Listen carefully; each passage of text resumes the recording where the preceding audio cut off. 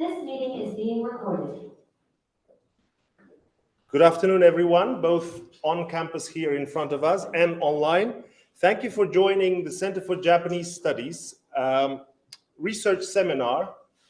And for those of you who don't know me, my name is Sherzad Muminov. I am Associate Professor in Japanese History at the School of History and a member of the Center for Japanese Studies. I also convene these research seminar series, with which we bring scholars from various parts of the world to share their research and insights with our students and our colleagues here at the University of East Anglia.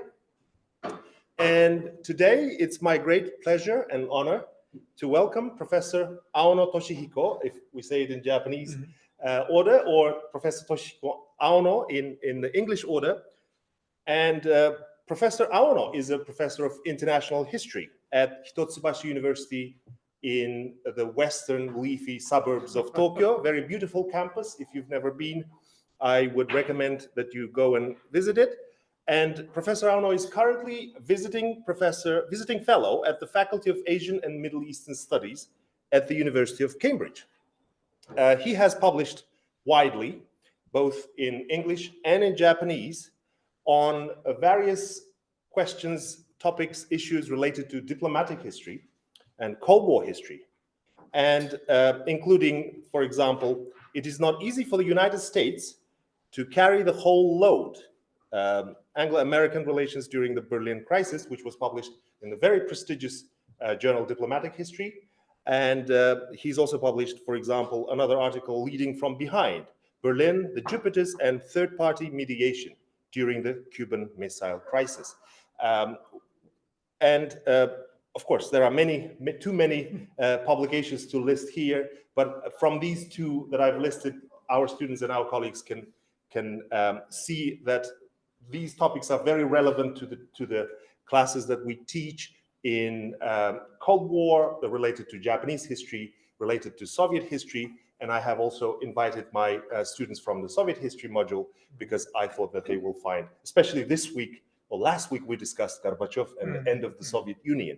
So this will be all very relevant. Just one thing before I finish my introduction, hot off the press, and I have the honor of holding these two volumes in Japanese, for those of you who read in Japanese, in Shinsha format, Reisenshi, in 2 volumes, which is basically history of the Cold War. I'm really looking forward to reading this. This is the sensei's latest publication. So, as I say, it's a great honor to have you, sensei, here. And without further ado, let me give the floor to Aono sensei. But one thing I forgot to mention for the online audience, please, if you have questions at the end, please use the Q&A box in the Zoom to leave your questions and not the chat function. And yes, now the floor is yours, Professor Aono. Please help me welcome Professor Aono. Thank you very much, and very kind introduction, Dr. Muminov. And then very thanks for a lot for giving me such precious opportunity to give me a talk at this university. And today, I'd like to talk about the end of the Cold War in East Asia. The Cold War has been one of the most important topics of the post-war and or in 20th century international history, or maybe international history in general. So naturally, many books about the Cold War history have been published. Yet, when it comes to the end of the Cold War, most of the folks then focus on the termination of the superpower rivalry and that of the division of Germany and Europe. So Hugh Wax mentioned what happened in East Asia in this period. Maybe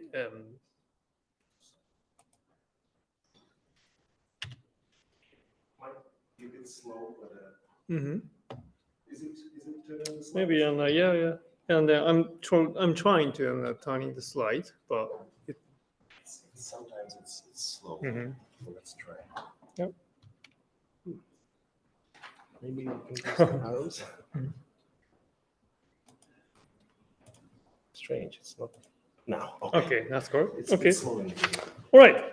And then, in contrast, many works have been completed concerning specific aspects of international relations in East Asia in 1980s and early 1990s, including Sino-American relations, Sino-Soviet relations, US North and South Korean relations, Soviet North and South Korean relations, and Soviet-Japanese relations, etc.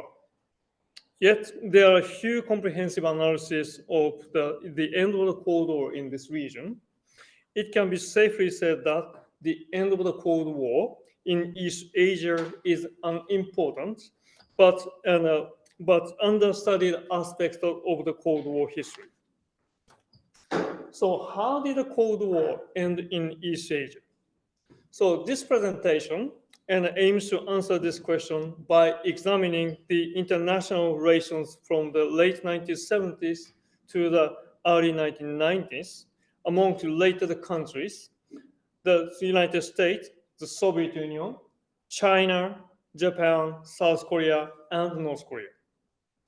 And this presentation will portray the process of the end of the Cold War in this region as a series of bilateral attempts among these countries to normalize their relations and solve the issues with hostile powers.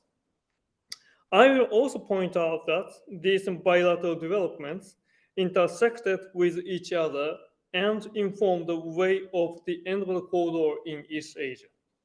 Dr. Muminov and Professor Muminov kindly introduced, and today's lecture is based on my recent publication, my book on the Cold War. I will let you know the details later. Okay, let me go to the.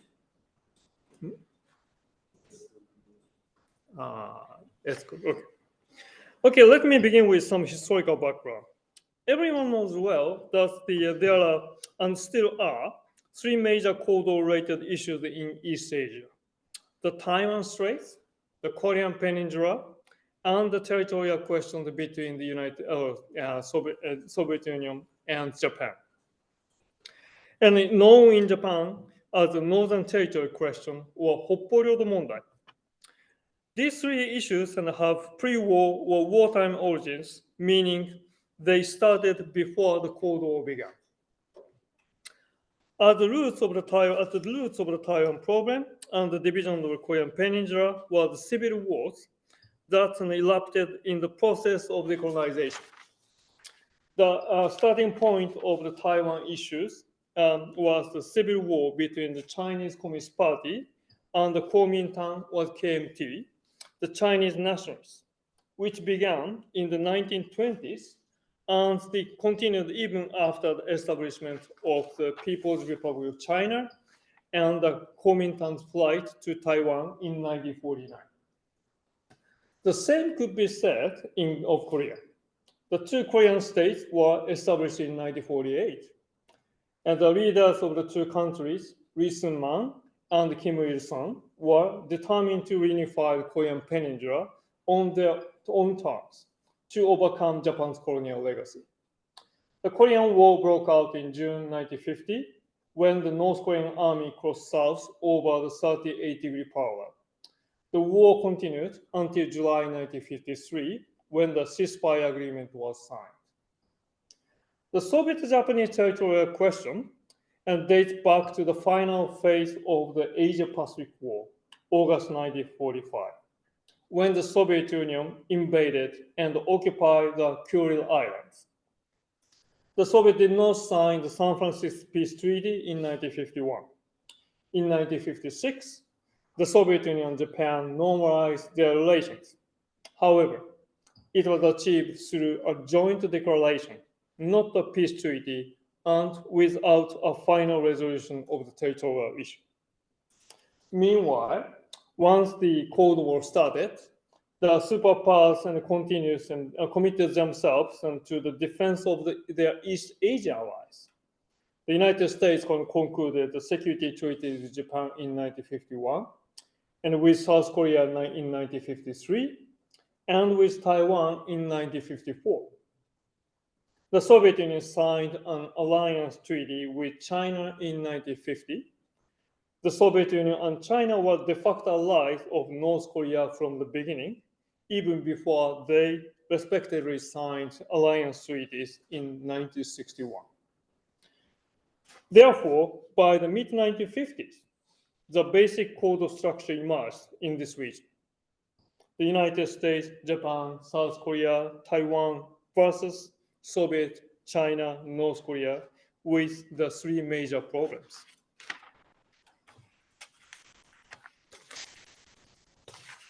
The code or structure of the late 1950s, transformed by the end of the 1970s.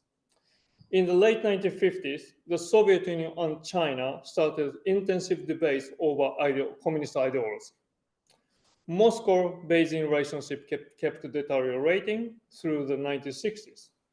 In 1967, the Soviet Union decided to send Soviet troops to Mongolia and to increase the force levels along the Sino-Soviet border. In March 1969, the two communist giants had a border crash on the Ussuri River in northeast China, followed by another in Xinjiang in western China in August 1969. The Sino-Soviet split opened the way to the Sino-US rapprochement and led to President Richard Nixon's visit to Beijing in 1972. The Sino-Soviet rapprochement was an integral part of the Nixon's new Soviet strategy, détente. Then Japan followed suit, approaching China.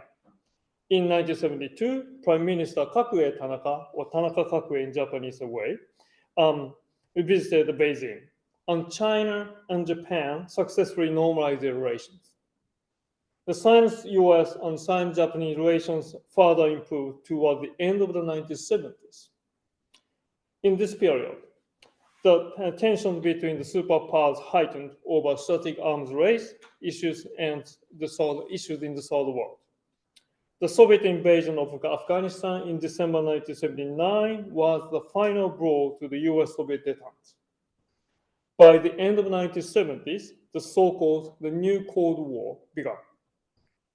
Against this background, the United States, Japan, and China formed an anti-Soviet coalition. In 1978, Tokyo and Beijing concluded the Treaty of Peace and Friendship, followed by the Sino-US normalization in January 1979. I'd like to highlight that through the process of rapprochement and normalization, the United States and China reached a tacit agreement on the status quo on Taiwan Strait. In the Shanghai Communique issued in 1971, the United States government stated that it acknowledged China's position on Taiwan, while maintaining its security commitment to Taiwan based on the Mutual Defense Treaty of 1954. Moreover, as a result of the normalization talks in 1978, the US government decided to break off diplomatic relations with Taiwan and not to renew the Defense Treaty of 1954, and which would expire in January 1980. In exchange, China declared that the, quote, military confrontation should be ended through discussion, unquote, between China and Taiwan. For its part, the Soviet Union reinforced its relations with Vietnam. After its reunification in 1976, Vietnam had a conflict with China over Cambodia. China, the common enemy, and got Moscow and Hanoi closer to each other. Against this backdrop, in January 1979, Vietnam invaded Cambodia and stationed troops there for the next 10 years. As I will mention, Vietnam troops in Cambodia would be one of the three major obstacles for Sino-Soviet rapprochement. And then the Soviet Union reinforced its alignment with Vietnam. So the Cold War structure during the late 1970s was US, China, Japan versus the Soviet Union and Vietnam. So against this background, from the late 1970s, China gradually shifted its economic and diplomatic strategies.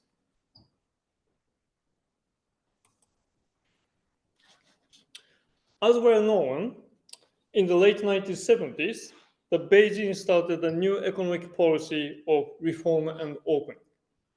In addition, China adopted a new diplomatic strategy in September 1982, the independence foreign policy. In the economic sphere, China wanted to integrate its national economy into the global market economy by approaching the two leading capitalist powers, United States and Japan. In the strategic sphere, Beijing intended to move out of the strategic alignment with the United States and Japan against the Soviet Union. The strategic turn was made partly because of the ideological reorientation within the Chinese Communist Party. At the same time, Beijing realized the necessity for strategic hedge. Immediately after the signed US normalization on the 1st of January 1979, the US Congress passed the Taiwan Relations Act, stating that the United States would continue its security commitment to Taiwan. In addition, in January 1981, new President Ronald Reagan, a famous pro-Taiwan Republican, was inaugurated. In the first half of 1982, China and the United States disagreed over the arms sale to Taiwan. Washington and Beijing managed to reach an agreement in August 1982. However, Beijing concluded that the overdependence on the US or other powers was dangerous. Moscow modified its attitudes as well. In March 1982, the Soviet leader Leonid Brezhnev proposed to resume the Sino-Soviet border talks. Moscow hoped to break off the encirclement by the United States, China, and Japan. And China agreed to have secret talks and the Sino-Soviet talks and started in October 1982. In the course of the negotiations, Beijing raised the three major obstacles to the Sino-Soviet rapprochement. First, Soviet troops withdrawal from Mongolia and the Sino-Soviet border area. Second, Soviet troops withdrawal from Afghanistan. And third, Vietnamese withdrawal from Cambodia.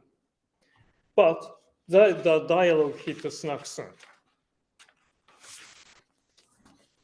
And certainly, the Soviet leaders wanted to improve their relations with their Chinese counterparts. Yet, for them, meeting the three obstacles was tantamount to making one-sided concession. As an authoritative account describes, Moscow, quote, wanted to engage Beijing for normalization, but not on China's terms, unquote. In the meantime, Sino-US relations remained stable toward the end of the 1980s, especially in terms of the Taiwan problem. China wanted to expand its economic relations with the US and Japan. At the same time, a close relationship with the US was a strategic hedge for China against the Soviet Union. For its part, the US still recognized China as an important strategic partner against the Soviet Union at the height of the New Cold War. So the tacit agreement on Taiwan was thus maintained.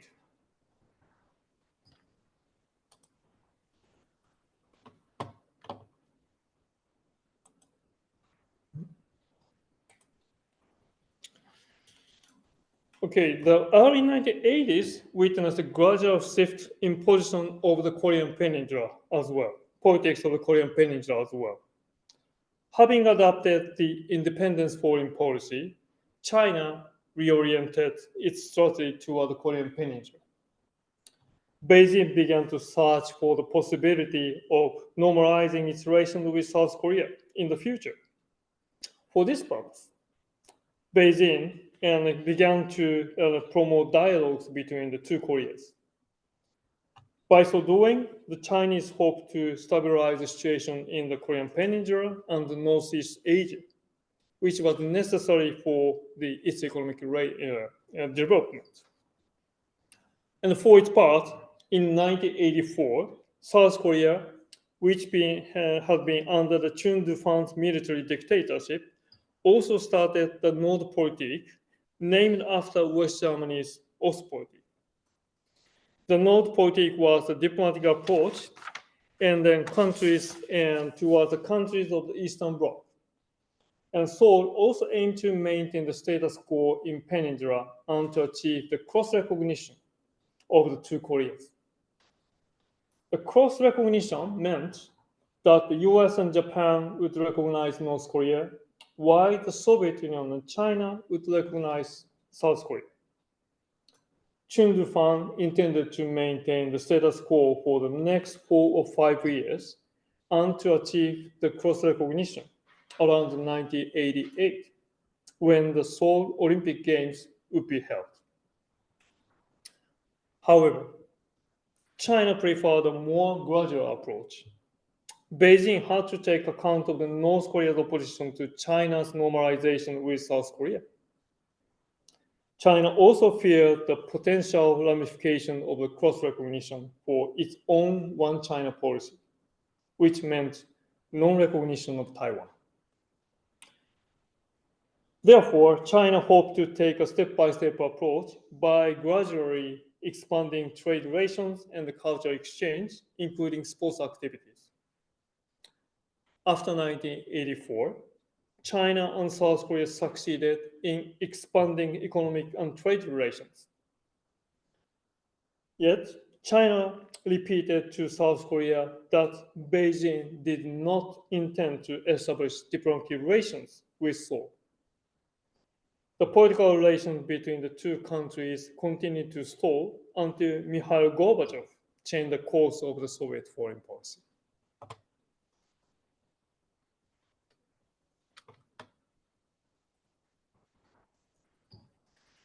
Gorbachev became the Soviet leader in March 1985. It is well known that Gorbachev pursued a foreign policy of new thinking, consisting of two basic principles: mutual security and interdependence. He also pursued political and economic reform of the Soviet system under the banner of perestroika. In Gorbachev's mind, the new diplomatic strategy and domestic reform are tightly connected. He was convinced that he had to end the Cold War so that he could divert precious resources to economic and social reform of the Soviet Union. However, he gave his priority to the relation with the United States and countries in Western Europe, not East Asia.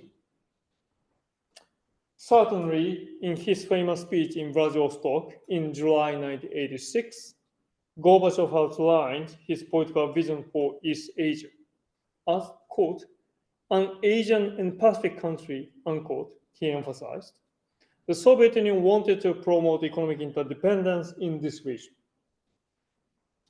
For this purpose, Moscow hoped to expand the political and economic ties with China, Japan, the ASEAN, and other countries. Gorbachev also proposed a collective security system in this region. This speech embodies the application of new thinking to Asia-Pacific. However, his speech lacked specific proposal except for China. Gorbachev indicated his willingness to meet two of the three major obstacles. First, he announced the partial withdrawal of the Soviet troops from Afghanistan by the end of 1986. And second, the Soviet leader mentions the ongoing talks with Mongolia over force reduction. But 5 weeks later, however, Chinese leader Deng Xiaoping criticized that Gorbachev had, quote, evaded, unquote, in Vladivostok, the question of the Vietnamese withdrawal, which for them was, quote, the main obstacles in Sino-Soviet relations, unquote. If Gorbachev then continued, quote again, urges Vietnam to end its aggression in Cambodia and withdraw its troops from there, I, for my part, will be ready to meet him, unquote. It is worth noting that Deng had already shown some flexibility. In April 1985, Deng remarked that the Soviet would not need to, quote, lift all three obstacles at once. They can first eliminate one, then progressive one by one, unquote. After 1987, the Sino-Soviet reconciliation proceeded as Deng had suggested. The Soviet Union started the partial withdrawal of troops from Mongolia in early 1987 and from Afghanistan in May 1988. By February 1989, all the Soviet forces left Afghanistan. Meanwhile, Vietnam made their own decisions to withdraw from Cambodia in 1988. The resolution of the three major obstacles opened the way for Gorbachev's visit to Beijing in May 1989. The Gorbachev-Deng meeting marked the end of the Sino-Soviet split and the normalization of their relations. Things, however, did not turn in the same way with Japan.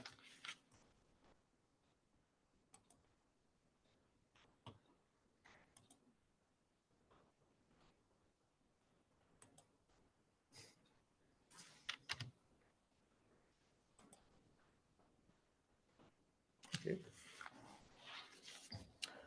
After the first normalization talks with the Soviet Union in 1956, Japan, especially the Ministry of Foreign Affairs, had maintained a firm stand on the territorial issues, namely, no return of the four islands, no peace treaty, and no economic assistance or cooperation with the Soviets.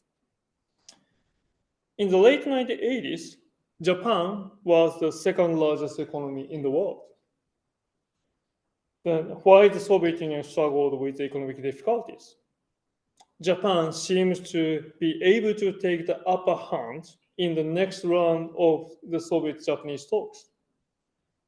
For his part, Gorbachev hoped to improve relations with Japan through the resolution of the territorial issue. At the same time, he was convinced that the Soviet control over the four islands was a consequence of the Second World War, for which many Soviet soldiers sacrificed their lives. It was not easy for him to make concessions on the territorial issue in exchange for economic assistance. The Soviet-Japanese relations kept deteriorating from 1986 onwards. In 1986, the Soviet government canceled Gorbachev's planned visit to Japan to be held in January 1987. Next year, the Toshiba Kongsberg scandal, in Japanese, Toshiba Kokomu jiken, and made the Tokyo-Moscow relationship more complicated.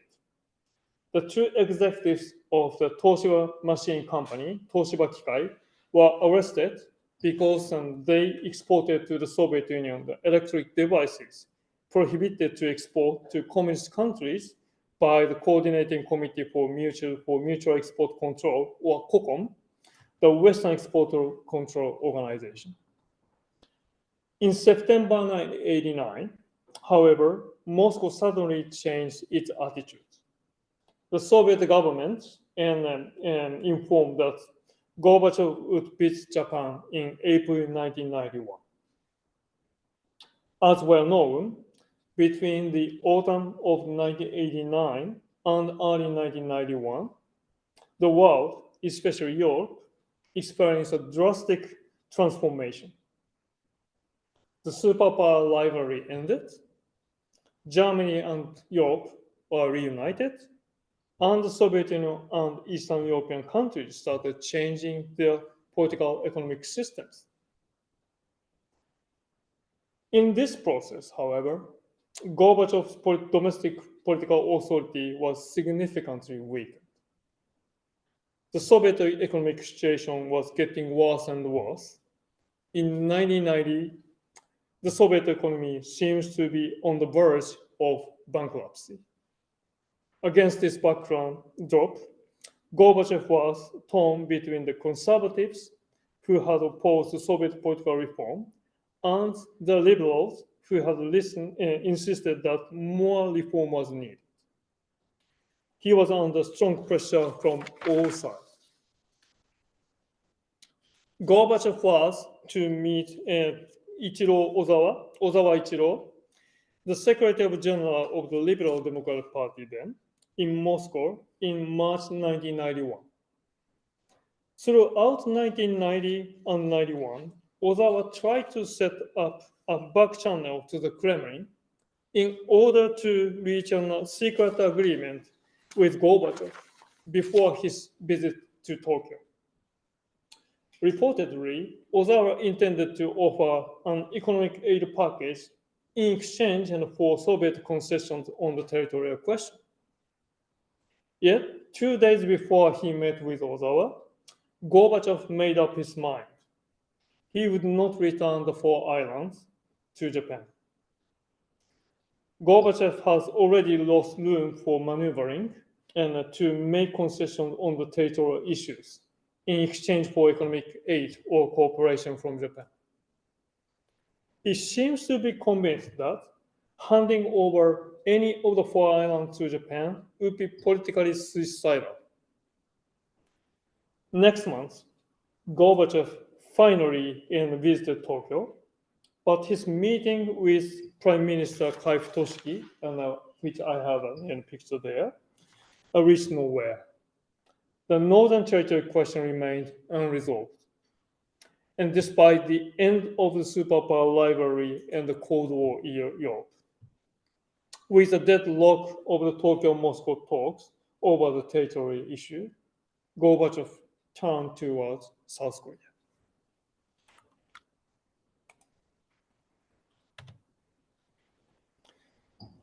Due to the standstill in Soviet-Japanese relations, Gorbachev sought to expand economic ties with South Korea.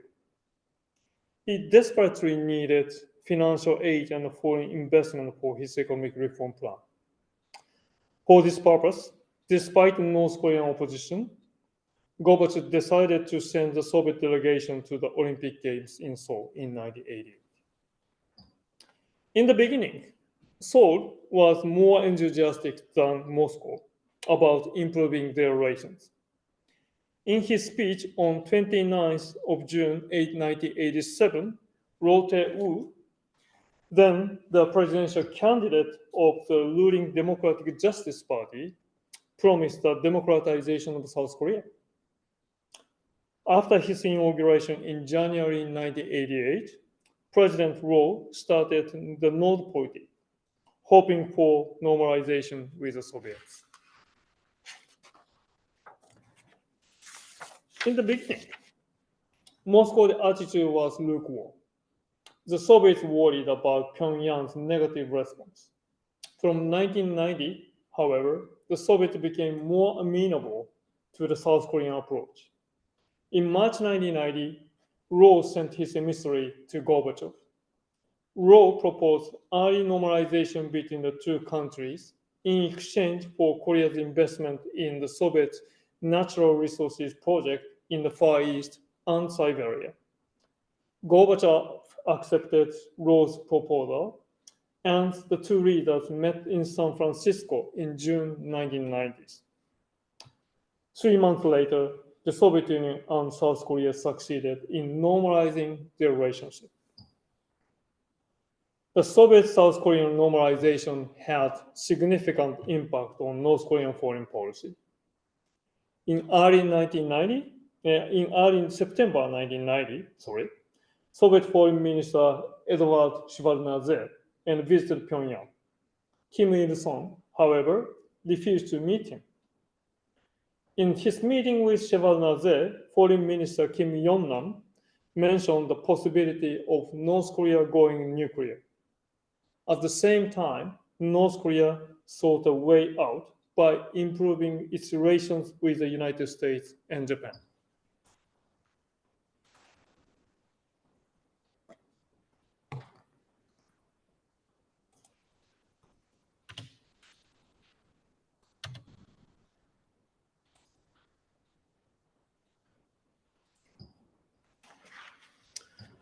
As South Korea and Soviet relations improved, North Korea began its approach to the United States and Japan.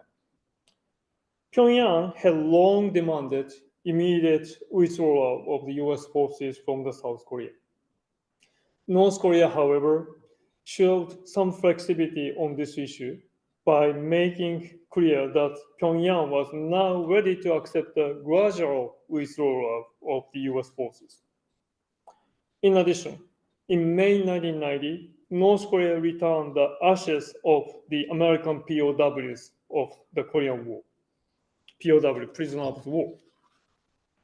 In September 1990, immediately after Shevardnadze's visit to Pyongyang, North Korea proposed to Japan to resume normalization talks. The Japanese-North Korean talks began in January 1991. By then, North Korea was ready to accept the cross-recognition.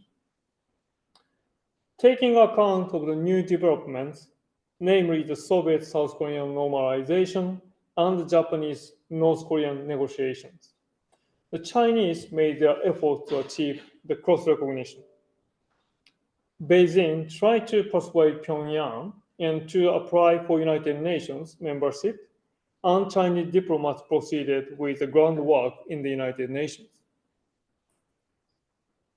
In September 1991, North and South Korea joined the United Nations together.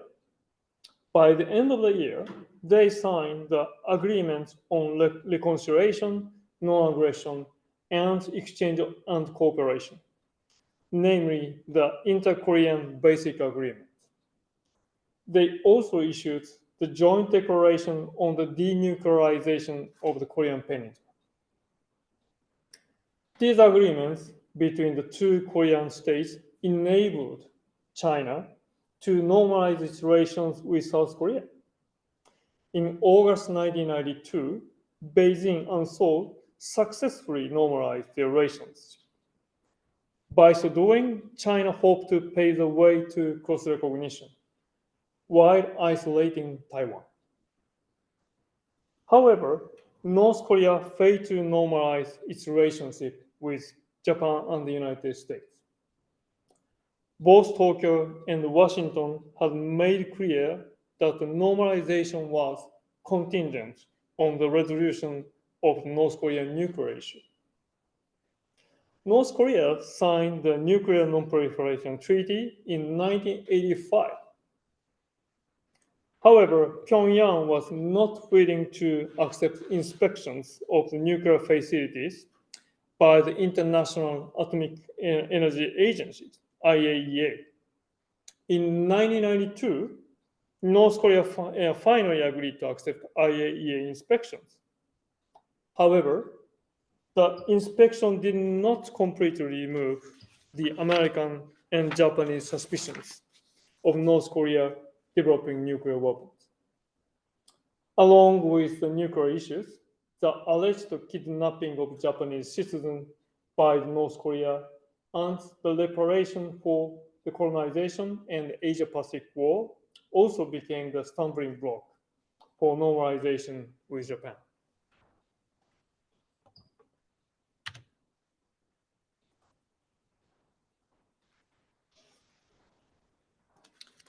Okay, let me conclude with a summary of my argument. As I have demonstrated, the process of the end of the Cold War in East Asia can be understood as a series of bilateral attempts by the six related countries to normalize relations and solve major issues with hostile powers. You can see the list of bilateral diplomatic conduct on this slide. I also want to emphasize that these bilateral approaches intersected with each other. one bilateral development affected another. For example, as the Soviet-Japanese talks stalled, Gorbachev turned to South Korea. The improvement of Soviet-South Korean relations drove North Korea to rapprochement with the United States and Japan. However, the North Korean nuclear issue, perhaps the byproduct of the Soviet-South Korean normalization, prevented North Korea's normalization with the United States and Japan.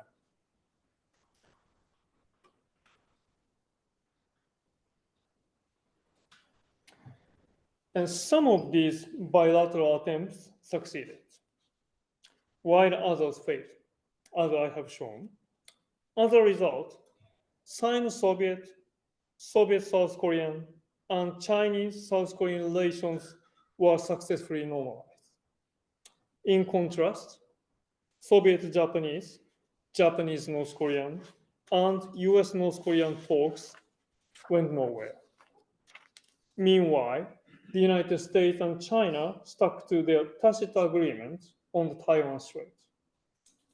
The three major issues, the Taiwan Strait, the division of Korea, and the Soviet-Japanese territorial questions, were therefore left to be resolved.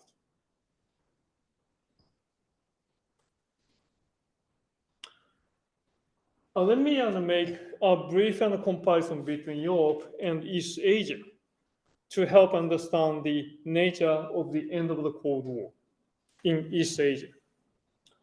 As the left graph of this slide shows, in Europe, the reunification of Germany and Europe was achieved by a series of multilateral agreements. In September 1990, East and West Germany and the four wartime allied powers, namely the United States, the UK, France, and Soviet Union, concluded the 2+4 agreement on unification of Germany.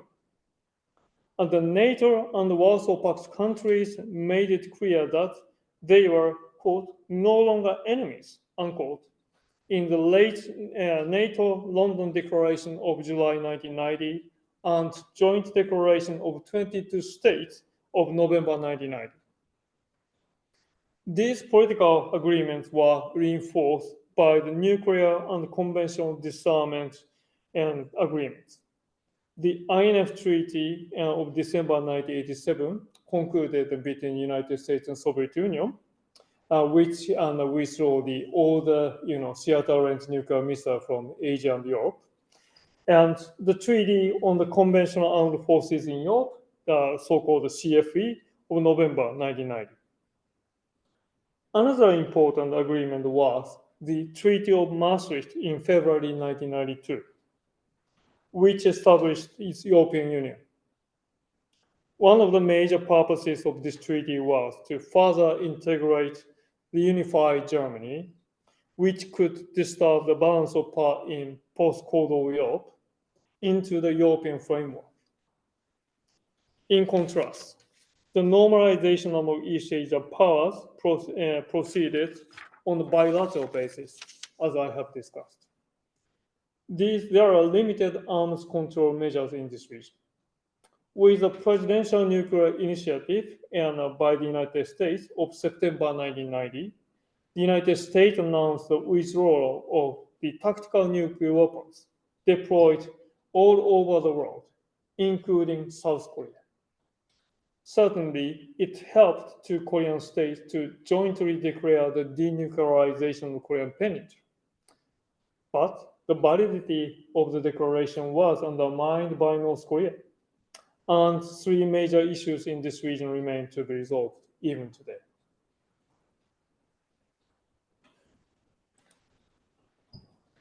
So with the three unresolved issues, we might wonder whether the Cold War concluded in East Asia. The answer to this question depends on our definition of the Cold War. In my book, which Professor Muminov kindly introduced at the beginning of this session, I define the Cold War as an international system from the mid-1940s to the early 1990s, in which states and political actors define their political interests and pursue their goals assuming that there are serious geopolitical and ideological conflict between the United States and Soviet Union, and between the Eastern and the Western blocs. And based on this assumption, my book argues the Cold War ended worldwide around 1990, including in East Asia, with the termination of the conflicts between superpowers and two blocs. Concerning the three issues, I point out in my book that they started before or during the Second World War and continue to exist beyond the end of the Cold War international system. However, the form of the problems were transformed by the Cold War. What remains now are, therefore, trade war or wartime issues altered by the Cold War. This is my, current answer, the temporary answer. So I would like to listen to comments on this point. And let me conclude with the advertisement of my book.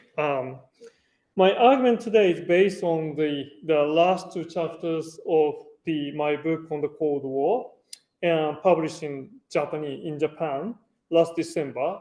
So I hope you have a chance to take a look.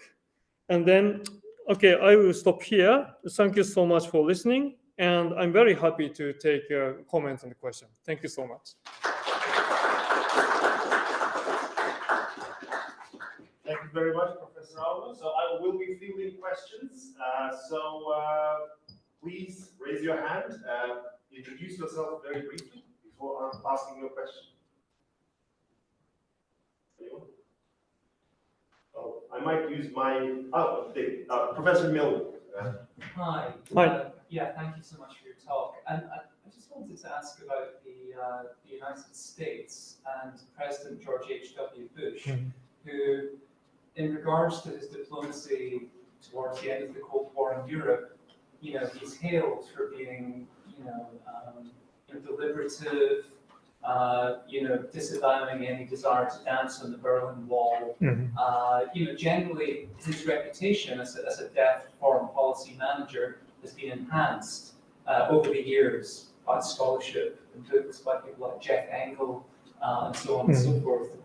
And I wonder, given how all-consuming the issues of Europe were in many respects in regards to the end of the Cold War, but also given the kind of Atlanticist perspective of many US policymakers in the State Department and in the White House as well, do you think there's there were missed opportunities essentially in 1991 when it came to US policy towards East Asia, particularly in regards to Korea? There was a kind of insufficient attention being devoted to trying to formulate larger, more ambitious multilateral strategies of the type that you've identified in regards to Europe. Maybe, and thank you so much for the question. It's a very good question. And actually, I'm now doing proceeding my own project about U.S. foreign policy and toward East Asia, and based on the archival sources. But it's still in the beginning, and so on. My answer here is kind of hypothesis still. But the secondary sources actually suggested that so including the Don Oberdorfer and the famous journalist, and actually said if the United States accepted North Korean offer in early 1990s, when they offer return the ashes of US POWs, and also the they said they are okay with the gradual withdrawal of US forces from South Korea. But it might have changed the things after that. And then many other things are very important, because on PNI, the President Nuclear Initiative, issued in 1991. But some US scholars actually said he could issue the US government could issue and have issued this much earlier than it.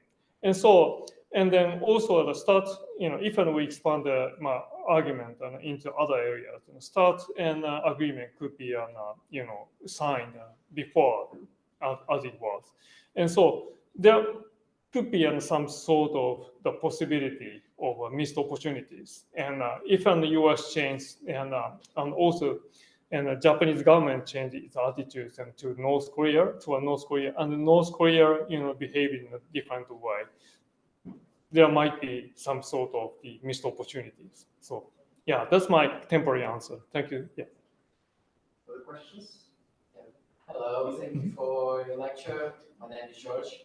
I have a question about comparison between European end of the Cold War and East Asian end of the Cold War. In Europe, I think we have a bloc rivalry more pronounced, and would it make realignment inside of Europe easier, for example, to rivalries between French and Germans, between French and Brits?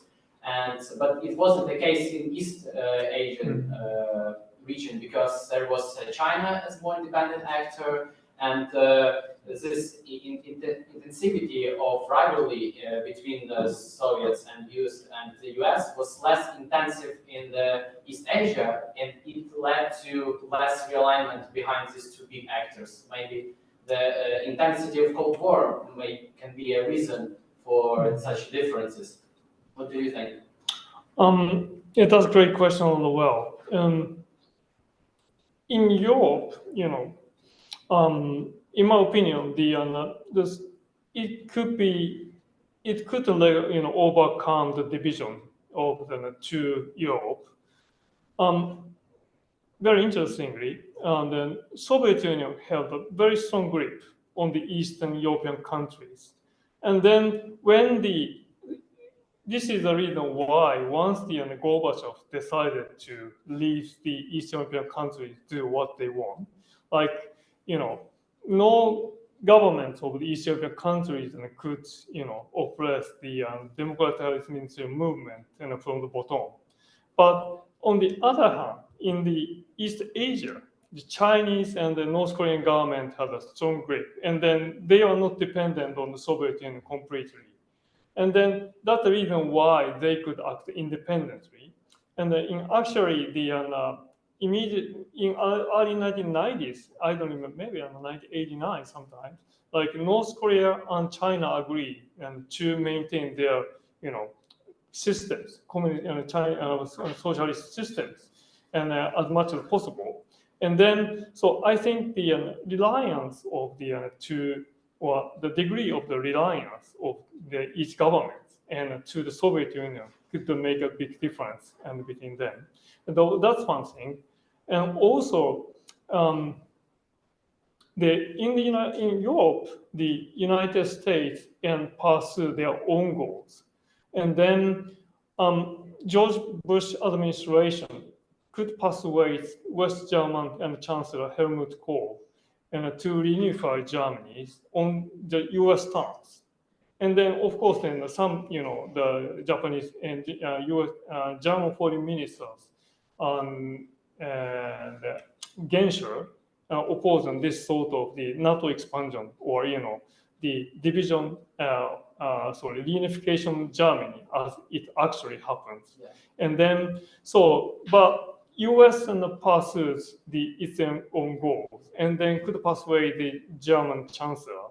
And then, but in East Asia, so far, I could not find any evidence that the U.S. acts, in this way, proactive way, for overcoming the Cold War or divisions in Eastern Asia. So this might make a big difference, but I'm still not sure about it. Yeah, I work on this from now. Thank you very much. Fascinating talk. I noticed on the very first page of your book, you mentioned that we're now told we are entering into a new, or in a new Cold War. So I wondered if there are any lessons we can learn from the ending of the first Cold War in East Asia for the new Cold War. That's a really difficult question, fascinating question, but really difficult to answer. Actually, argued in my last chapter, in Atogaki in Japanese, and then, or exactly at the end of my book, one of the maybe an historian meaning of we learned history is like maybe especially the Cold War history, and we can know that from the history of the Cold War that historical development was actually the accumulation of the political actors made at a certain point of the history, and then even they have made a different kind of decisions, the course of the history might have been different, as I just discussed to answering the last question. So maybe what we should know is like to know what actually happened and what could be the alternative course, and then what sort of the alternative we should take, and to make the difference in the future. But that could be answer. But I cannot really answer correctly the lesson question. But what I found is from the work of this book is like we need to differentiate in some way of the international system during the Cold War and the post-Cold War, and then it is often said like the new Cold War is emerging, but maybe we should not use rely on very easily on the historical analogies and from the based on the very superficial resemblance between the two international systems. So that might be one thing. Yeah. Questions? Please. Yeah, fascinating. It's very interesting indeed. I don't think at any stage you use the word imperialism, which is always it's a very contested concept. I'm not saying you should have used it, but it's I think it's quite useful in a number of respects, particularly when you're contrasting the end of the Cold War in Europe, where once the Soviet Union had let the East European countries do their own thing, was seen as, if you like, a realignment of a bunch of sovereign states. In East Asia, it seems to me you've got the notion on the Chinese side that Taiwan is a puppet of the United States, the notion of the North Koreans that South Korea is a puppet of the United States. The Chinese seem to imagine that Vietnam was a puppet of China, Vietnam was a puppet of the USSR, and so on and so forth. And I wonder whether these different perceptions about the agency of the countries involved account for some of the differences in the way that the Cold War ended in those two regions. So sorry, I cannot really get your point, and then what?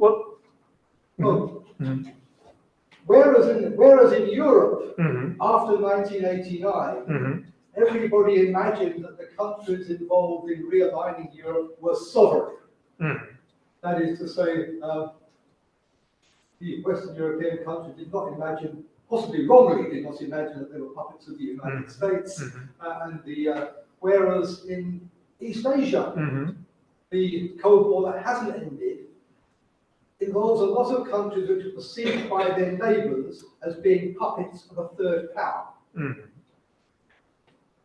whether that explains some of the way, the differences in it's like the failure of the lack of a neat ending, if you like, to the Cold War in East Asia compared with the situation in Europe. To be honest, I've never thought in this way, and then about the end of the Cold War and in East Asia, and so how should I? But sovereignty. So I guess the question is like Taiwan. If we take the example of Taiwan, is Taiwan being seen as a puppet of America, or Japan being seen as America's unsinkable aircraft carrier? Does it make the thinking different about East Asia than in Europe, where each nation is seen more like its own thing? And does it then make it more difficult to reconcile the divisions. Am I Yeah. Am I hijacking the Okay, question? okay. Yeah. I think maybe it's kind of popular discourse is that Taiwan or Japan is a puppet of the United States or something like that. And then, but more recent historiography of Cold War actually emphasizes the agencies of the allies of the United States and Soviet Union. And then, they try to, show how the agencies of smaller and the middle powers and how on the course of the Cold War.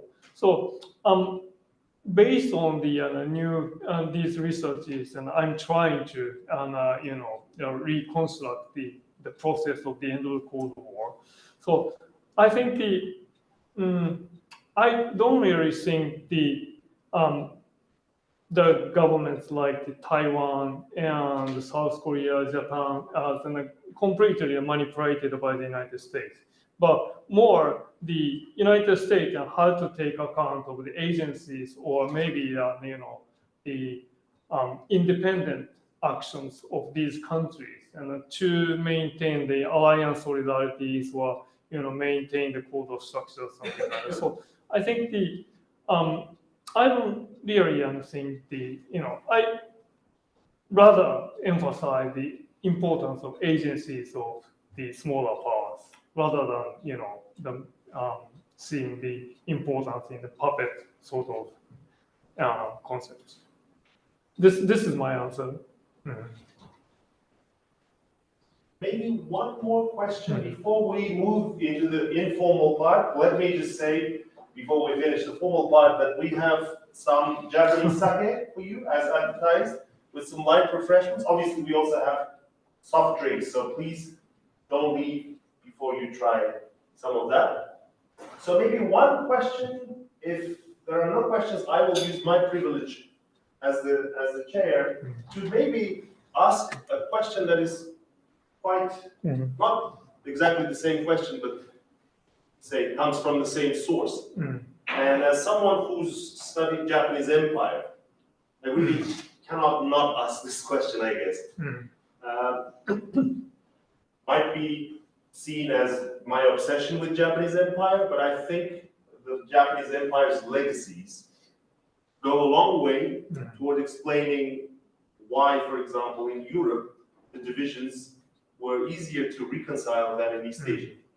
So my question would be, how do you look at the legacies of the Japanese Empire? Would you be willing to assign as much importance to Japanese Empire as to other, maybe even structural factors? Would you say that, for example, had there not been Japanese Empire and specific episodes in East Asian history where Japan was the perpetrator, not only of atrocities and massacres and wartime violence, but also a perpetrator in bilateral relations in the region, as the hegemon, if you like, of the region that dictated a lot of the processes that influenced a lot of the bilateral relations, that maybe kind of that legacy made very difficult to imagine something like the European Union in East Asia. But again, a very difficult question that I'm really curious about your view on this. It's a great question. Maybe this question is more relevant to the early phase of the Cold War rather than the end of the Cold War phase. But I think without Japanese colonial legacy, maybe the process of the U.S. alliance making in East Asia or South Asia could be different. And because they are you might know that in Western Europe, the United States could organize the multilateral NATO type alliance. But this is what United States originally intended to do in the late 1940s and early 1950s. But they could not overcome the hostilities or colonial legacy between South Korea and Japan. And then that's the reason, part of the reason why there's a so-called hub and spoke system established. And so I think the colonial legacy and have a strong impact on the U.S. policy and towards this region as well. And also, if there's of course there's an argument, but if the Japan, there's no Japanese colonial legacy, I'm not sure what happened between the North Korea and the Japanese relations in the late 1980s or early 1990s, because the colonial legacy were, all those sort of things, reparation, all those sort of things, and have a stumbling block and for the improvement between two countries. But I don't know, and if without the Japanese colonies, colonial empire, and after the 1940s, and then it might mean the continuation of French and the British colonial empire after 1945. And then, so maybe if the Japan did not enter this region as a colonial power and then destroy the West British and the French empire once, and then the story could have been quite different after 1945. So I cannot correctly answer your question. No, that's great. Yeah. So let me check the online Q&A function, because some of our online participants might have asked questions. I think how do I see that? Do I stop sharing, Olivia? Do I have to stop sharing to see the question? If you stop sharing the screen, then you Okay. should be able to get back to Okay. the Zoom screen. Let's see. Okay, it looks like, yes, there's one question from Professor Kainer, who is the executive director of the Sainsbury Institute for the Study of Japanese Arts and Cultures, and also the director of the Center for Japanese Studies. So Professor Kainer says, thank you so much for the fascinating and insightful analysis, Aono-sensei. You focus on the end of the Cold War in East Asia. In East Asia, there is a sense of who won the Cold War, and to what extent has that perception colored attitudes post-1990? So that's the question. Okay.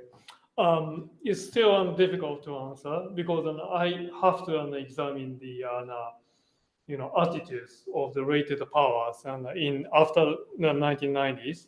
But one example could be maybe Japanese officials thought they won, they are on the winning side, and then it might have made them to deal with the Soviet Union from the strong point of from the strength point, and then this might let them not to make any compromises to the territorial questions. So I think this is still hypothesis, but that might be one thing, and then which made a difference in the Japanese attitudes toward East Asia and the Soviet post-Soviet Union countries as well. So I have no clear answer right now, but this is one possibility. Yeah, that's what I could say right now. Thank you everyone for your questions. Thank you, Professor Aono. Let's give happy. Thank you so much.